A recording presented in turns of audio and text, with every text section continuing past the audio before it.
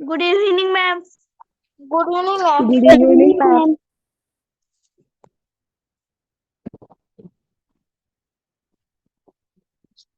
हाय, good evening. आवाज येतोय सर्वांना? हो कोण दिसताय? हो मॅम. मॅम. हो. Good evening ma'am. Good evening. Good evening ma'am. Good evening all of you. चला आपण स्टार्ट करूयात आता. तर 2018ची प्रश्नपत्रिका झाली सर्वांची सोडवून. प्रश्नपत्रिका पाठवलेली होती तुम्हाला. दोन्ही प्रश्नपत्रिका दिलेल्या आहेत. हो. ओके. हो. बरं, चला ही पहा प्रश्नपत्रिका आहे 2018ची. आज फक्त गणित मधले प्रश्न पाठवायचे तुम्ही. हा, आपण मराठीचे जवळजवळ सर्वच प्रश्न घेतले होते. झाले होते ना सर्व प्रश्न आपले? नाही मॅम. राहिले होते का काही? हो मॅम. हो बरं. मॅम. राहिलेली. ओके, घ्यायचे मग? राहिलेले घ्यायचे का? हो. चालेल, घेऊयात. कुठपर्यंत झाले होते ते कंटिन्यू करूयात आपण. मॅम 17व्याला आलतो. 17 पर्यंत झाले होते का? बरं, चालेल, घेऊयात. बरं, प्रश्नाचं उत्तर प्रत्येकाने मध्ये द्यायचे आणि गणिताचे फक्त कठीण प्रश्न होतील. मॅडम प्रश्न घेतो ना, माईक बंद करा. हो, चालेल. हो. हा, प्रश्नाचं उत्तर चॅट बॉक्स मध्ये द्या. मराठीचे सर्व प्रश्न घेतोय आपण. गणिताचे फक्त कठीण विचारा. बरं, पाहता प्रश्न क्रमांक 17 पुढील पैकी कोणता शब्द संगणकाशी संबंधित नाही? युजर प्रिंट, न्यूजपेपर की नेटवर्क?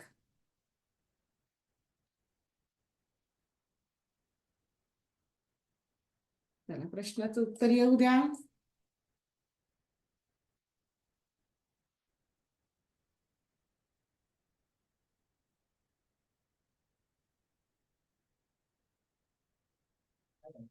ओके, पर्याय क्रमांक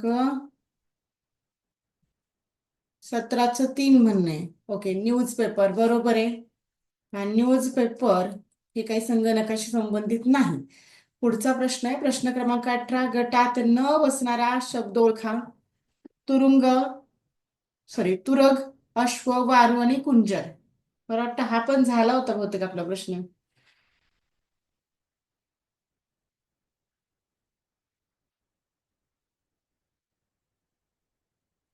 तुरंग, अश्व, वारू आणि कुंजर.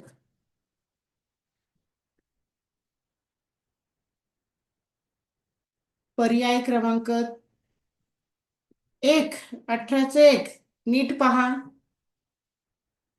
18चं 1 नाही होणार.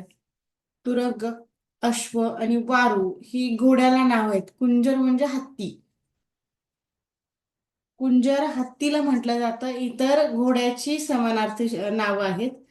शिक्षा या शब्दाचा विरुद्धार्थी शब्द निवडा. प्रगती, बक्षीस, कृपा की प्रशंसा?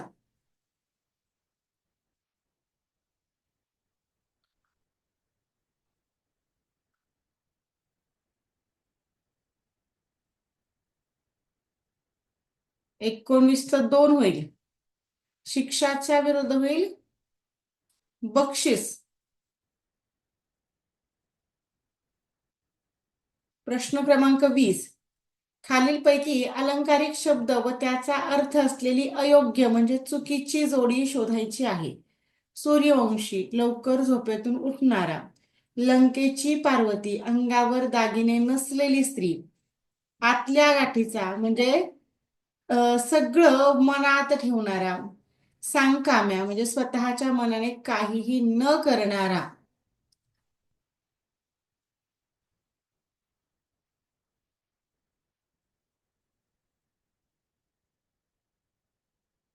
पर्याय 1 अगदी बरोबर आहे.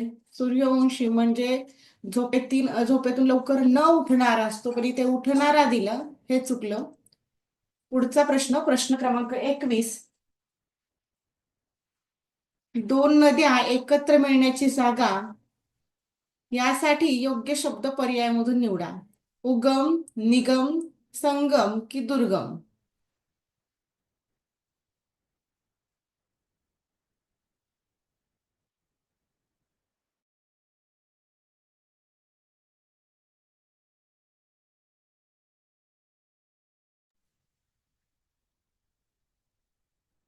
पर्याय क्रमांक 1 आणि 3 अशी पर्याय येतात.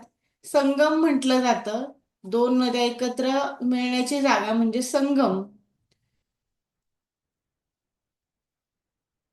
खालील समूहदर्शक शब्द कोणत्या नामासाठी वापरला जातो हे पर्यायातून निवडा. मांदियाळी म्हणजे भक्तांची, धान्याची, करवंदाची की सैनिकांची? कशाला म्हटलं जातं मांदियाळी?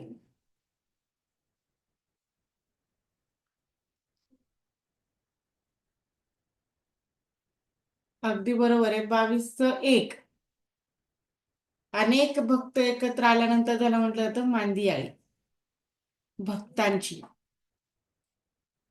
पुढचा प्रश्न पाहूयात. प्रश्न क्रमांक 23. पुढीलपैकी पिल्लू दर्शक शब्दाची चुकीची जोडी शोधायची आहे. गाय वासरू, हरिण शावक, वाघ बछडा, मेंढी करडू.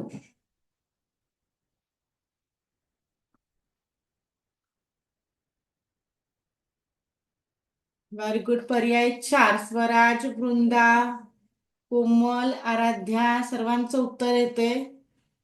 मेंढीचं असतं कोकरू आणि शेळीचं करडू. इथे मेंढीचं करडू दिलं म्हणून हे चुकलं. पुढीलपैकी कोणत्या पर्यायातील अक्षरे योग्य क्रमाने जुळवली असता वीज या अर्थाचा शब्द होईल? पहा कोणता शब्द होईल?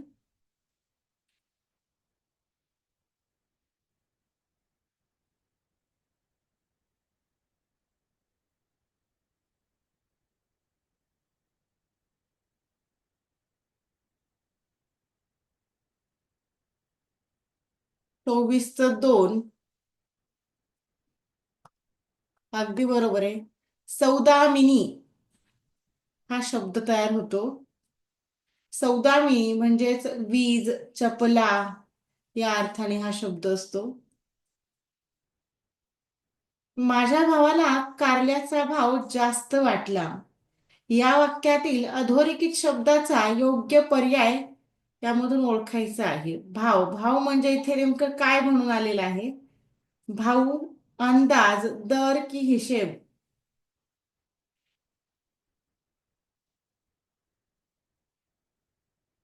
अगदी बरोबर आहे. भाव म्हणजेच दर. एका शब्दाचे अनेक अर्थ यामध्ये भाव, भाऊ, दर, हिशेब हे सर्वच एका अर्थाचे शब्द आहेत. किंमत. बरं, हे होते मराठीचे सर्व प्रश्न आपण पाहिले. आता फक्त गणिताचे कठीण वाटणारे प्रश्न मला पाठवायचे. जे प्रश्न तुम्हाला कठीण वाटले त्याचे क्रमांक पाठवा. तेवढेच प्रश्न होतील. सलग प्रश्न होणार नाहीत. कालचा एक सुट्टीचा दिवस मिळाला तुम्हाला.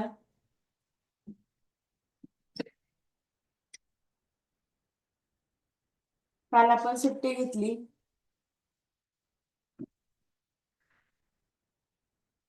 फक्त कठीण वाटणारे प्रश्न पाठवा. बरं, मराठीच्या प्रश्नांमध्ये कोणाला काही डाऊट राहिला का? सर्वांना सर्व प्रश्न समजले? मी प्रश्न क्रमांक लिहून घेते. मला सांगा कोणते कोणते प्रश्न आहेत तुमचे गणितामध्ये? ओके, माझा एकही प्रश्न नाही. मुग्धाला सर्वच प्रश्न सोपे गेले. ओके मॅम माझा पण एकही नाही. ओके ओके बरं. तरी सुद्धा मॅडम मला पण एकही नाही. तरी सुद्धा सर्वांनी क्लास जॉईन ठेवायचा. कोणीही लिहू करू नका. वेगवेगळे पद्धती असतात. एक प्रश्न सोडवण्याच्या अनेक पद्धती. हा 41, 56. हा बोला. इंग्रजी बुद्धिमत्ता घेणार आहात का? तर लगेच बुद्धिमत्ता. यामध्ये जर कमी प्रश्न असले आणि लगेच डाऊट सॉल्व्ह झाले तर लगेच बुद्धिमत्ता घेऊ. चला.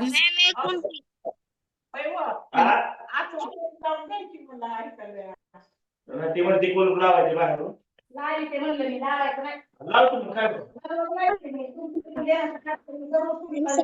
आम्ही जीवन प्रश्न पाठवलेले आहेत क्रमांक 26, 25, 45.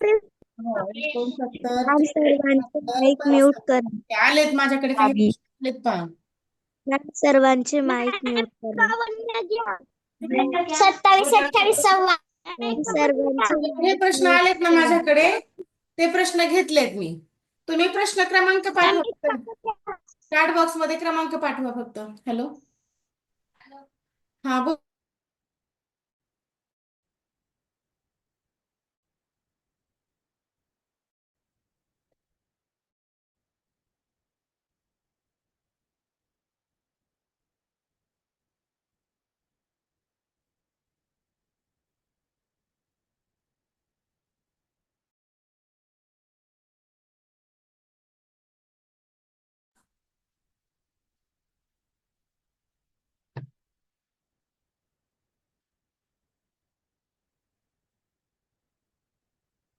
हा चला, आलेत माझ्यापर्यंत क्रमांक 26, 54, 45, 43, 73. बरं, 43 राहिला होता आपल्याकडे, त्यानंतर 45, 73 आलेला आहे, 26 राहिला होता, 33, 37, 47, 55, 68, 73. 73 बऱ्याच जणांचा दिसतोय. 65, 66, 51, 65, 66. 8 वाजेपर्यंत होईल. एक लिंक होईल. आज कधी वेळेवर सुरू झालाय ना, एक लिंक संपली की नाही संपला क्लास. पाहूयात, काही मध्ये राहिलं तर घ्यायचं असेल तर घेऊयात. आणखी एक डबल लिंक घ्यायची असेल तर घेऊयात. आज काय अडचण नाही मला आज. बर, 27, 28 सुद्धा आहेत. 27, 28, 29 म्हणजे 26 ते 29 सलग प्रश्न आहेत. बर, आलेत आता माझ्याकडे सर्व प्रश्न, ते आपण घेऊयात. 64 सुद्धा आहे. डबल लिंक नको का बरं स्वराज? काय कंटाळा येतो का? आता थोडे दिवस राहिली परीक्षा. जास्तीत जास्त सराव झाला पाहिजे. बरं, माईक बंद ठेवा. माईक चालू आहेत पण माईक बंद ठेवायचे. जर काही शंका असेल तरच माईक ऑन करून बोलायचं. बोला बोला. माझे काय होतंय?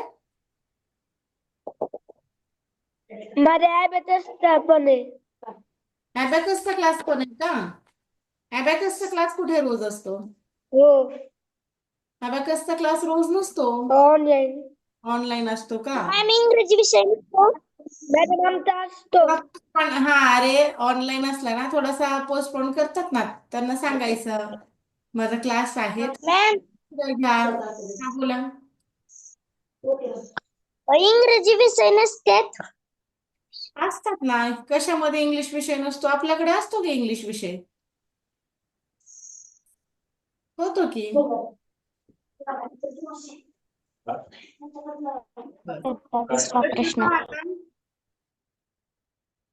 प्रश्न पहा.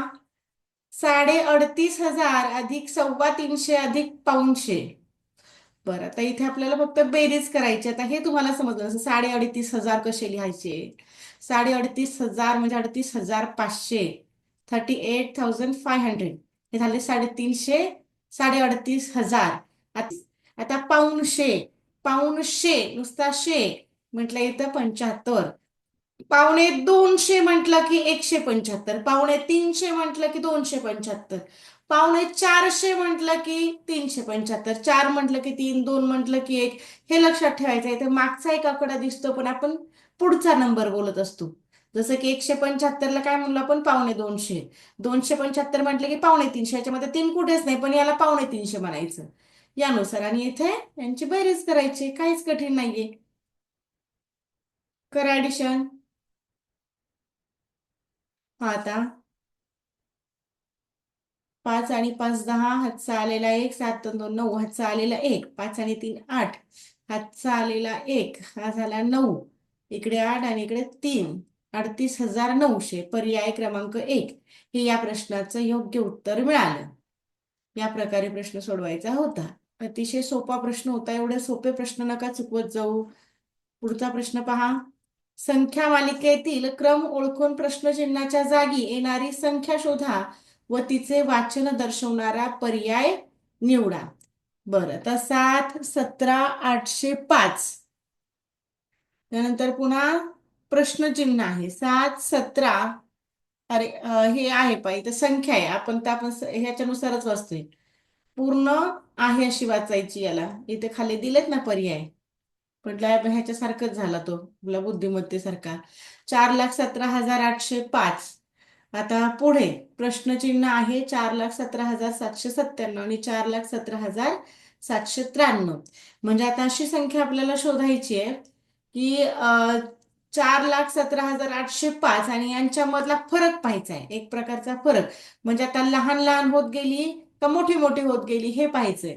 आता इकडे 805 आणि इकडे 797 आहेत. म्हणजे ही संख्या लहान लहान होत गेली आहे. म्हणजे म्हणजे हा आहे उतरता क्रम, डिसेंडिंग ऑर्डर. म्हणजे 7,17,805 पेक्षा लहान आणि 7,17,797 पेक्षा मोठी अशी आपल्याला संख्या इथे शोधायची आहे. मग अशी संख्या शोधा. बरं, जमतंय का? ज्यांना जमतंय त्यांनी पर्याय टाकायचा. Okay, very good. पहा, पर्याय क्रमांक 4 हे उत्तर सुद्धा आलं. काय आलं पहा, 4,17,801. पहा आता 801. 801. बरं, आता इथे हा बरोबर आहे, लहान शोधायचे आपल्याला. इथे 805 आहेत. मग इकडे 17,000, 4,17,000 पर्यंत तर सारखंच आहे. इकडे 805 होते, इकडे 801 आला. 801 पेक्षा लहान 797 आहेत आणि 797 पेक्षा लहान हे 793 आहेत. म्हणजे पर्याय क्रमांक 4 हा या प्रश्नासाठीचा योग्य पर्याय आहे. पुढचा प्रश्न होता 28व्या क्रमांकाचा. 29 पर्यंत सलग प्रश्न आहेत.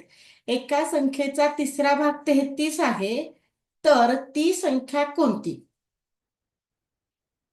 आता तिसरा भाग 33 आहेत म्हणजे आपल्याला काय करावं लागेल, चे 1/3 बरोबर 33. तर x बरोबर किती?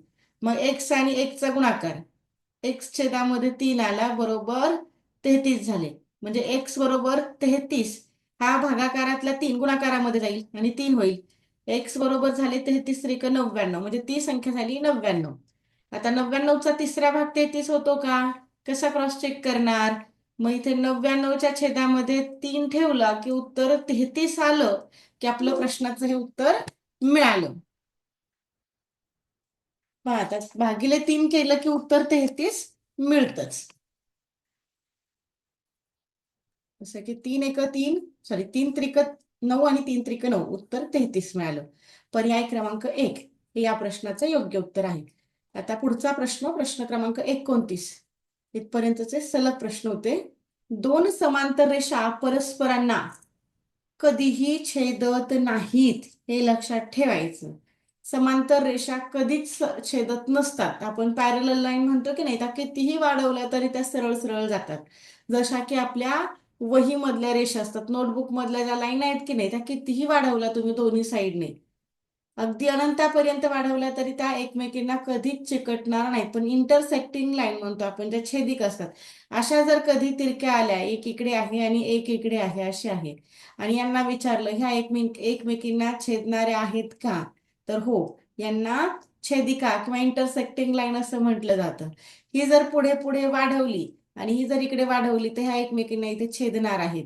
इथे यांची भेट होणारी, अशी भेट होणारी रेषा म्हणजे इंटरसेक्टिंग लाईन. ही नको आहे आपल्याला. मग ही जर वाढवली, 2 समांतर रेषा वाढवलं तर त्या एकमेकांना कधी छेदत नाहीत.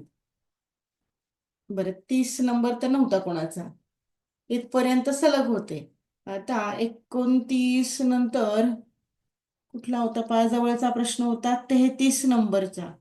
33, 37 असे होते. 33 रोमन संख्या चिन्हानुसार. एवढा सोपा प्रश्न चुकतो का? तर आता रोमन संख्या चिन्हानुसार याला काय म्हणायचं? हा झाला 10 आणि हा 7 17.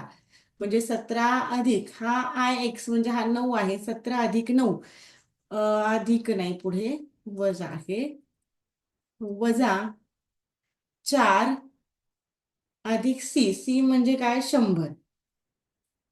बरं, ही एक छोटीशी पदावली तयार झाली आणि या पदावलीमध्ये फक्त बेरीज आणि वजाबाकी आहे. जेव्हा दोनच क्रिया असतात तेव्हा जी सुरुवातीला क्रिया आहे तीच अगोदर करायची असते. 17 आणि 9, 17 आणि 9 किती झाले? 26 झाले. 26 - 4 अधिक 100. आता इथे 26 मधून 4 वजा केले. 26 - 4 हे झाले 22. 22 अधिक 100. 22 अधिक 100 केलं तर ते होतात 122. पर्याय क्रमांक 2 हे या प्रश्नाचं योग्य उत्तर आहे.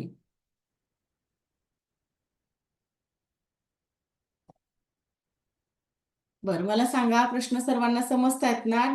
सर्वांचे नीट डाऊट क्लिअर होत आहेत का? हो मॅम. हो. मॅम समजत्यात. समजतात. ओके. त्याच्यानंतर जवळचा प्रश्न होता आपल्याकडे 37 नंबरचा. 37 नंबरचा प्रश्न पहा. खालीलपैकी कोणते विधान असत्य आहे? असत्य म्हणजे चुकीचा. 100चा शेकडा 20. 100चा जर शेकडा 20 काढला तर ते किती होईल? आता 100चा 1% म्हटलं की 1, 2 म्हटलं की 2, 3 म्हटलं की 3, मग 100चा 20 शेकडा म्हटल्यावर 20 हे बरोबर आहे. आता 200चे जर 10% केले तर 200चे 10% म्हणजे खालचे असे करायचे पहा. 200चे 10% कसे करायचे? 200 गुणिले 10 आणि छेदामध्ये 100. फक्त 10च्या छेदामध्ये 100 लिहिला तरी चालतो किंवा दोघांच्या छेदामध्ये 100 लिहिला तरी चालतो. 100 1 100, 100 2 200 आणि 10 गुणिले 2 हे 20 होणार. म्हणजे हे सुद्धा राईट आहे, हे पण राईट आहे. आता 400चा 5%. आता 0 0 तर कट होणार आहे, म्हणजे 4 पंचे 20 हे सुद्धा बरोबर येणार आहे. आणि 300चे 10% विचारलेत. मग 300चे 10% जर घेतले तर ते 30 होतात, 20 होणार नाहीत. आता क्रॉस चेक करून पाहूयात आपण. 300चे 10% पहा. 300 गुणिले 10 छेदामध्ये 100. 100 1 100 30. म्हणजे हे 30 झाले असते, पण इथे दिले तर 20, म्हणून हा पर्याय चुकला. बाकीचे बरोबर. प्रश्न समजला सगळ्यांना? हो. 30 झाला. 37 नंतर जवळचा होता 43 होता. 43 नंतर 45. मध्ये आधी जर कोणाचे राहिले असतील तर ते पण सांगा. हा, प्रश्न क्रमांक 43 पाहतोय आपण. घड्याळात 4 वाजले आहेत. घड्याळाच्या तास काटा व मिनिट काटा या दोन्ही काट्यांमध्ये कोणत्या प्रकारचा कोन होतो? काहीच कठीण नाहीये. कोन काढून पाहायचा. कोन काढून पाहिला तरी तो चालतो. बर, आता आपण घड्याळच काढून दाखवते तुम्हाला. आता इथे होणार आहे विशाल कोन तयार. पहा कसा होत असतो तो पण पाहूयात आपण. समजा आपलं घड्याळ आहे. आपण गोल घड्याळ काढूया. सर्वांकडे जवळजवळ गोलच असतं घड्याळ घरामध्ये. बर, आता हे झालं आपलं घड्याळ. इकडे एकदम वरती असतात, इकडे 12, त्याच्या खाली 6, तिकडे 9, त्याच्या समोर 3. या प्रकारे 4 भाग आपण घ्यायचे आणि मधले असे 2 2 भाग करायचे. घड्याळ काढण्याची ही सोपी पद्धत. म्हणजे भाग पण एकदम सारख्या प्रमाणामध्ये होतात. 1 2 3 तर आहे ऑलरेडी. इकडे 4 5 6 घेतलेला आहे. 7 मग 8 9 नंतर 10 आणि हा 11. इथं हा झाला आपला मध्य. बरं, आता किती वाजलेत? 4 वाजलेत. जेव्हा 4 वाजतात तेव्हा तास काटा जो आहे एकदम 4 वरती असतो. तास काटा थोडासा उंचीने कमी असतो आणि थोडासा जाड असतो पहा. आणि मिनिट काटा जो आहे तो थोडासा लांब असतो तास काट्यापेक्षा. आणि मिनिट काटा कोणतेही तास झाले म्हणजे 2 वाजले, 3 वाजले, 4 वाजले, असा पूर्ण तासांमध्ये जेव्हा टाइम होतो, इतर आपल्याला मिनिट सांगण्याची वेळ येत नाही, तेव्हा मिनिट काटा हा कायम 12 वरती असतो. 4 वाजलेत. आता घड्याळ तास काटा आणि मिनिट काटा जेव्हा 3 वरती होतो तेव्हा सर्वांना माहिती आहे, जर तास काटा जर 3 वरती असतो तर हा काटकोन मॅडम आवाज येत नाही. मॅम आवाज येत नाही. कोणालाच आवाज येत नाहीये का? हा काटकोन झाला असता जर 3 वर असता तर. आणि आता थोडा पुढे गेलेला आहे आणि 2 अंकांच्या दरम्यान हा 30 अंशांचा एवढा अंतर असतो. इथून इथपर्यंत झाला की हा 30 अंश झाला. इथे 30 अंशांचा कोन, इकडे 30 अंशांचा कोन आणि इकडे 30 अंशांचा कोन. म्हणजे कोन किती झाला? 5 3 चौक 12, 120 अंशांचा कोन आणि 120 अंशांचा कोन हा मॅम आवाज होतो येत नाही. विशाल कोन. कोणालाच आवाज येत नाहीये का? बर, हॅलो. आता एकदा चेक करा. आता चेक करा आवाज. येतोय मॅम. येतोय ना सर्वांना? बर, अगदी आपण प्रॅक्टिकली पाहिलं. पाहता मॅम पहिले पण येत. होतं की नाही पहा बरं. समजला का सर्वांना प्रश्न? हो. ओके. पुढचा प्रश्न. मॅडम आवाज येत नाही. बरं, ज्यांना आवाज येत नाही ना त्यांनी एकदा रिजॉईन करा. ज्यांना आवाज येत नाही त्यांनी रिजॉईन करा. 43 नंतर होता आपला 45वा प्रश्न होता.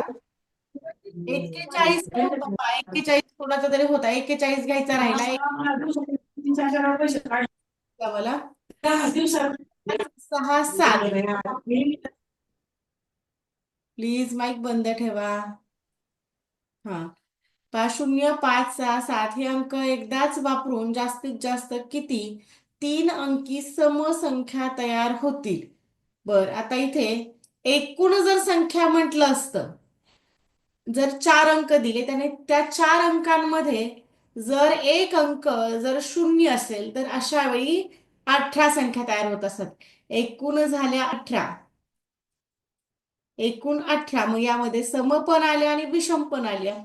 बर, आता त्यानंतर पाहिजेत की विषमवाले अंक किती आहेत. विषमवाले 5 आणि हे 7. विषमवाले अंक किती झाले? हे झाले 2 अंक. मग असा प्रत्येक अंक एकक स्थानी किंवा सुरुवातीला ठेवून अशा 6 6 संख्या तयार होत असतात. सॉरी, 4 4 संख्या तयार होत असतात इकडे. म्हणजे आता याच्या 4 आणि याच्या 4, दोघांच्या 4 आणि 4 8 संख्या इकडे कमी झाल्या. जर एकक स्थान जर यांचं एकक स्थानी आल्या तरच आपण त्याला विषम म्हणतो. मग एकक स्थानी 4 5 6 4 वेळा आलं असतं आणि 7 पण 4 वेळा आलं असतं. मग असा 4 आणि 4 8 आपल्याला वजा करावे लागतील. 18 वजा 8 हे होतात 10. मग त्या 10 संख्या तयार झाल्या असत्या.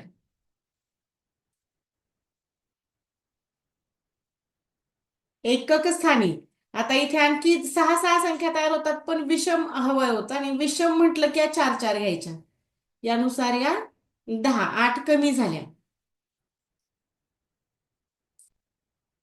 बरं, त्यानंतर प्रश्न क्रमांक 41 होता. 43 जवळचा 40च्या पटीमधला आणखी 47 एक होता आणि 45 एक पहा. 47 आणि 45. 45 कडे जाऊयात आता आपण. 9.9 ही संख्या अंकात लिहा. 9.9. आता काय याच्यामध्ये एकक दशक शतक हे वाचायचंय फक्त आपल्याला. बर, आता इथे एकक दशक शतक इथं तर 9 आहे शेवटी एकक स्थानी, म्हणजे काही विषय नाही. आपल्याला फक्त दशलक्ष स्थानी आता 9 पाहिजे. एकक दशक शतक हजार दश हजार लक्ष आणि दशलक्ष.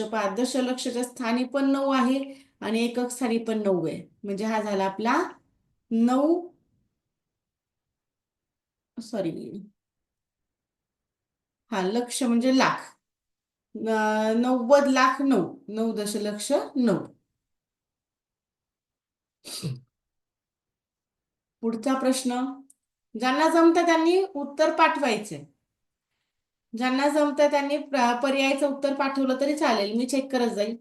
पर्यायानंतर 47 एक होता पहा. 46 नंतर सॉरी 45 नंतर 47 क्रमांकाचा एक प्रश्न होता. 9,900 चे 9% किती? पहा 9,900 काढून घ्यायचे. हे झाले 9,900 चे 9%. चे याचा अर्थ असतो गुणाकार आणि इथे 9%. 9% म्हणजे 9च्या छेदामध्ये 100. हा असा लिहिला 100 तरी चालतो किंवा या सर्वांमध्ये म्हणून रेषा मारली आणि मध्ये 100 लिहिला तरी हे एकच आहे. असा लिहिला तरी चालतो. मग 100 एक 100 किंवा हे 2 शून्य आपण कमी करूयात. 2 शून्य कमी केले, इकडे पण शून्य कमी केले. एकचा तर छेदामध्ये असेल तर काही प्रश्नच नाही. भागाकार करायचा विषयच मिटून गेला. फक्त 99 गुणिले 9. मग आता इथे दोघांचा गुणाकार करा. 9 9 81. हातचा आलेला 8. पुन्हा 9 9 81. 81 आणि 8 हा 89 होतो. 891. पर्याय क्रमांक 1 हे या प्रश्नाचं योग्य उत्तर झालं. Very good. 47चं 1. Very good. येत होतं बा. श्वेताचं आलं, मुग्धाचं आलं. 47 नंतर जवळचा प्रश्न 40च्या पटीमधला तर आता काय कुठे दिसत नाही. 40 नंतर आता आपण 50ची लाईन पाहूयात. 51 आहे, 50 नाही होते. हा 51 आहे, 55 56 54 51 नंबरने पहा. एका संख्येला 25 ने भागले असता भागाकार 13 येतो व बाकी 22 येते, तर ती संख्या कोणती? पहा काय करायचं. आता हा भागाकार तर तुम्हाला माहिती आहे की नाही, मग याची ट्रिक लक्षात ठेवायचं. काय सांगितलंय मी, 25 ले भागले असला म्हणजे 25 कोण आहे, हा आपला भाजक झाला. एका संख्येला, आता ही संख्या आपल्याला माहित नाही म्हणजे आपल्याला हा भाज्य माहित नाही, हा आपला भाज्य x मानूयात. जर भागाकार 13 येतो म्हणजे उत्तर वरती जे येतं ते 13 येतं, आपण त्याला भागाकार म्हणजे क्वोशंट म्हणतो. हा आपला भागाकार आहे. आणि बाकी जे आहे तर ते इथे शेवटी येत असते, रिमाइंडर म्हणतो आपण त्याला, इथे येत असते. मग हा जो आहे रिमाइंडर तो आपला आहे 13, याला आपण बाकी म्हणतो. मग आता मधला जो भाज्य आहे तो जर मिळवायचा असेल तर काय करायचं, भाजक आणि भागाकार यांचा गुणाकार करायचा. भागाकार गुणिले भाजक आणि यामध्ये मिळवायची बाकी, म्हणजे उत्तर मिळतं आपलं भाज्यच. आपल्याला भाज्य शोधायचं आहे म्हणजे ती संख्या कोणती आहे, जिथे x मानली की नाही आपण, तर ती संख्या निघत असते. म्हणजे भागाकाराला 13, भाजक होता 25, बाकी होते, अरे सॉरी, इकडे बाकी 22 दिली मी, इकडे 22, माझ्याकडून अशीच मिस्टेक होते पहा लिहिण्यातच बऱ्याच वेळा. बाकी 22 आहे ना, इथे 22, मग इकडे बाकी 22, उदाहरण चुकलं असतं नाही तर आपलं. मग आता इथे हा गुणाकार करून घ्यायचा. 13 5 65चा 5 काढून घेतला, 6 उरला. 13 दुने 26, 26 आणि आपल्याला किती होते, इकडे 6च उरलेला होता. 13 दुने 26, मग 6 मिळवायचा आहे म्हणजे हा झाला 32. हा 32 मध्ये आपल्याला 22 मिळवायचे. बरं, आता 325 आणि 22, 5 आणि 2 7, पुन्हा 2 आणि 2 4, आणि हा 3 आहे असा, म्हणजे ती संख्या मिळाली आपल्याला 347. आता क्रॉस चेक करायचं का आपण. आता क्रॉस चेक कसं केलं जातं, आता आपल्याला समजा भागाकार माहितच नाही, आपल्याला एवढंच माहितीये. क्रॉस चेक करून पाहूयात आपण. हा 347 ती जर संख्या घेतली तर आपला भागाकार 13 येतो आणि बाकी 22 उरते की नाही हे चेक करूयात आपण. हा 25 एक 25. आता इथे 34 मधून 25 ला वजा करायचे. 34 आहे, 34 मधून 25 ला वजा केलं, उरले 9. मग हे उरलेले 9 खाली ठेवले, हा वरचा 7 खाली घेतला. आता इथे 25 त्रिक 75 होतो, इथे 75 ला घेतलं. 7 मधून 5 गेले 2, 9 मधून 7 गेले 2. पहा बरं, क्रॉस चेक करून पाहिलं, आपला भागाकार 13 आला आणि 22 ही आपली बाकी झाली. सर्वांना प्रश्न समजला का? हो. हो मॅम, मी चॅट बॉक्स मध्ये उत्तर पाठवलं होतं, ते ओके ओके, एक्सप्लेन पण केलं होतं. Very good. चला पुढचा प्रश्न पाहूया. 51 नंतर 52 होता का कोणाचा? मॅम मी पण पाठवली. ओके ओके, 51 नंतर थेट 55. कोणता? मॅम 56 पण होता. 56 54 होता का रे? 54 पाहिल्यासारखा वाटतं पण माझ्या यादीत नाहीये. 54 नाहीये.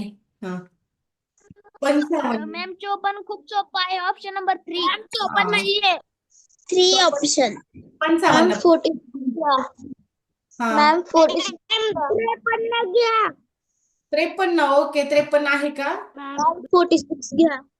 ओके 46 चालेल, घेऊयात. 46 पण घेऊयात आणि हा 53 पण घेऊयात. बरं, आता हा 53 पाहूयात अगोदर. 39च्या सर्वात मोठ्या विभाजकांमध्ये 27चा सर्वात लहान विभाजक मिळवला असता येणाऱ्या संख्येचा सर्व विभाजकांची बेरीज किती? बरं, आता 39चा सर्वात मोठा विभाजक, बरं कोणत्याही संख्येचा जर सर्वात मोठा विभाजक विचारलं तर आहे तीच संख्या असते. म्हणजे आता 39चा विचारला तर 39चा सर्वात मोठा विभाजक 39, आणि जर सर्वात लहान विचारलं तर तो 1 असतो. मग 27चा पण लहान झाला 1, मोठा झाला 27. समजा 100 असता, 100चा लहान 1, मोठा 100. आलं लक्षात? लहान म्हणजे फिक्स 1 असतो आणि मोठा म्हणजे आहे तीच संख्या असते. मग आता 39च्या सर्वात मोठ्या विभाजकामध्ये म्हणजे 39चा सर्वात मोठा विभाजक जो आहे तर तो आहे 39. 39च्या सर्वात हा घेतला सर्वात मोठा विभाजक. विभाजकामध्ये 27चा सर्वात लहान विभाजक मिळवला.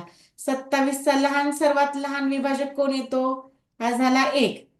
येणाऱ्या संख्येचा बरं, आता ही येणारी संख्या 39 आणि 1 झाली 40. बरं, आता येणाऱ्या संख्येच्या सर्व विभाजकांची बेरीज. आता येणारी संख्या झाली आपली 40. मग या 40चे सर्व विभाजक काढायचे आपण. 40 कोणाकोणाच्या पाड्यामध्ये येतो? विभाजक म्हणजेच याचे सर्व डिव्हायझर काढायचे आपल्याला. म्हणजे कोणाकोणाच्या पाड्यामध्ये येतो, कोणी कोणी भाग जाऊ शकतो 40ला. म्हणजे सर्वात लहान अगोदर घ्यायचा 1, 2 ने भाग जातो 40ला, त्यानंतर 4 ने जातो, 5 ने जातो, 6, 7 ने नाही जात, मग 8 ने जातो, नंतर 10 ने जातो, 20 ने जातो आणि मग थेट 40 ने 40ला भाग जातो. बरं, आता या सर्वांची बेरीज करून घेऊयात आपण. 40 आणि 20 झाले 60, 60 आणि 10 झाले 70, 70 आणि 8 78, 78 आणि 5 हे झाले आपले 83, 78 आणि 5 83, 83 आणि 4 87, 87 आणि 2 87, 88, 89, 90 आणि 89 आणि 1 90, म्हणजे पर्याय क्रमांक 2 हे या प्रश्नाचं योग्य उत्तर झालं. बर, प्रश्न समजला सर्वांना? हा प्रश्न थोडासा किचकट होता तुमच्या वयाच्या मानाने. हो मॅम. ओके. मॅम सोपा होता. सोपं होता ना? हो. Okay, very good. आता तुम्ही हुशार झालात ना? आता सर्व नऊ झाले माझं. आता प्रश्न मॅम सोपा होता प्रश्न खूप. हा, थोडासा मोठा होता आणि थोडा थोडा करून वाचून सोडव. होता कारण त्याची विभाजन आता व्यवस्थित जमायला लागलं तुम्हाला. बरं, पाहता एका कंपनीने दिवाळीनिमित्त आपल्या 60 कर्मचाऱ्यांना प्रत्येकी अर्धा किलोग्रॅम याप्रमाणे मिठाई वाटली. 320 रुपये प्रति किलो या दराने मिठाई खरेदी केली असल्यास कंपनीला एकूण किती खर्च आला? बरं, आता किती कर्मचारी होते? 60 कर्मचारी.